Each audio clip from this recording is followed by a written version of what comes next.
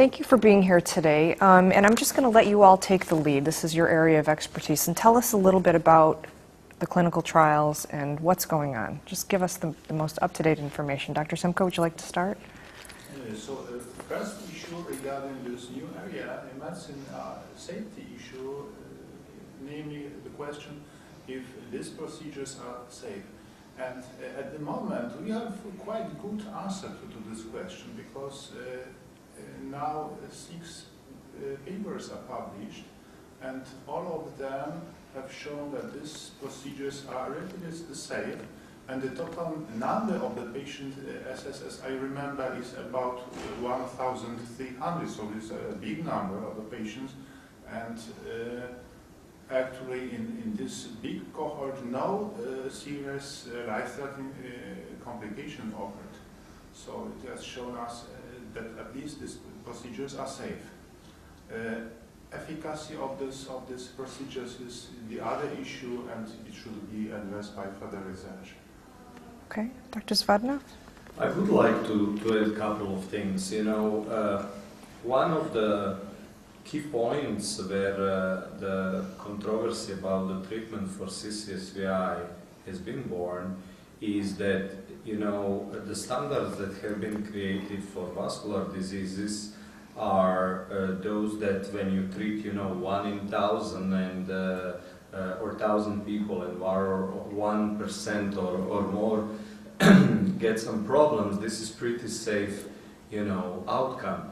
However, in a disease that it has not yet been established to be a vascular disease, you know, clearly such a safety is problematic, it's worrisome. I'm not saying that there are no problems of safety with multiple sclerosis drugs currently that are used, which still have their safety problems, but clearly, you know, we can't recommend something until it has not been proven, right?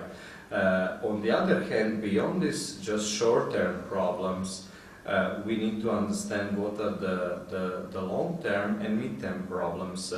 For instance, you know, how many patients who got the stents or even angioplasty repetitively will down the road show bigger problems. Some of these patients got treatments several times, and at the end of the day, you know, they have completely thrombocyte veins. So I would say that I agree that the safety has been established according to the vascular standards, but for many neurologists this is not acceptable for disease that's not yet vascular. And on the other hand, I would say that we still need to understand in long term which might be the safety issues, and maybe Dr. Mandato can comment more, but I would like later to refer on efficacy. Okay. Dr. Mandato?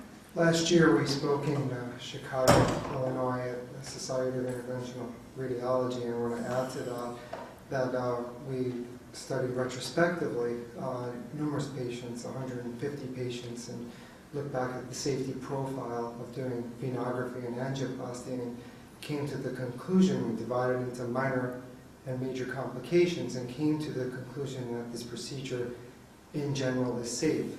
And we felt that that was paramount to any discussion about efficacy of trials going forward, because everyone out there wants to know that is this a safe procedure to perform before you could start discussing the clinical outcomes. So more prospective data needs to be performed. Okay.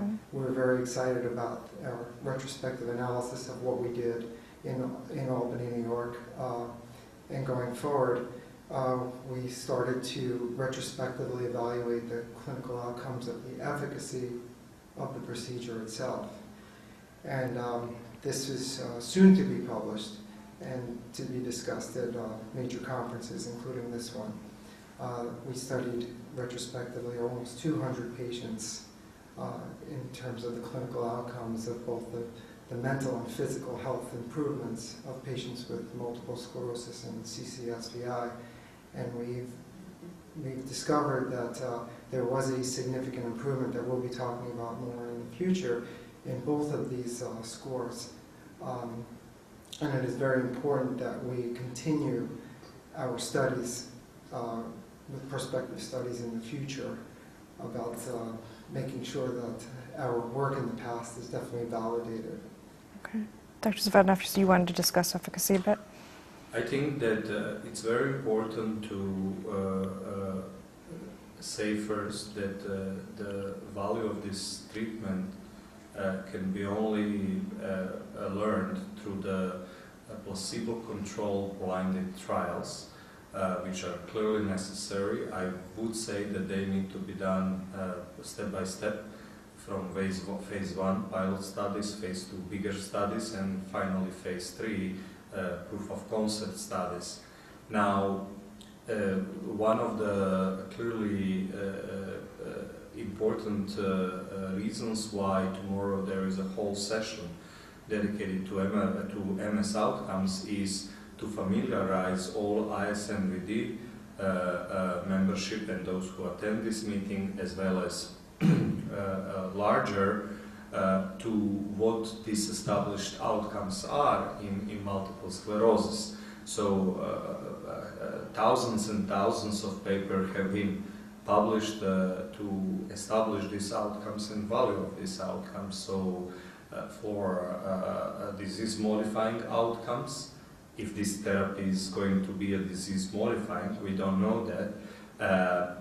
We have from MRI lesions to brain atrophy to other MRI measures, from disability point of view, expanded disability status scale, confirmed sustained progression, from activity point of view, new lesions, relapse rate, time to first relapse, annual relapse rate. So clearly we need to show, is this type of treatment that is going to affect those outcomes. Second type of outcomes are those that are related to quality of life. We have developed many different scales over the years, which are now regularly applied in every clinical trial with MS. Most of all is modified SF-36 scale, but there are others. And finally, symptoms can be also monitored and managed, and we need to understand whether this type of treatment affects, change in symptoms like headache, like sleep disturbances, like fatigue, brain fog, etc., autonomic control, everything what we spoke about. We also need to understand which type of patients may answer to each of these three types of outcomes that I mentioned, and based on that, I think a risk-benefit analysis will be done to understand, is this helpful to do at all or not at all, based on a risk versus benefit, and in which group of patients, if any. So I think that clearly there is a long pathway to answer on the questions I'm posing, and clearly a lot of work to be done. As I said, it has to go step by step, because there is no sense to do phase 3 trials if the phase 1 small pilot studies do not show any direction. As how the drugs are developed, you first test the drug on a very small number of patients, and if there is something positive that you are going to see, clearly you are going to continue forward. If not, there is no reason for that. So what's happening right now? Are the trials underway? I mean, there are many open label studies going on. I think that clearly, I would say that for a diagnostic type of purposes, for learning how to develop the techniques for assessing CCSVI as well as treatment, possible treatment for patients with CCSVI, whether they have MS or not, this is a definitely very valuable data set.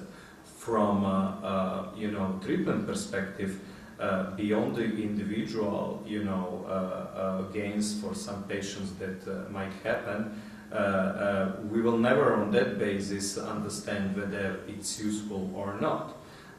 Because there is a placebo, effect into this. I do something, I feel better,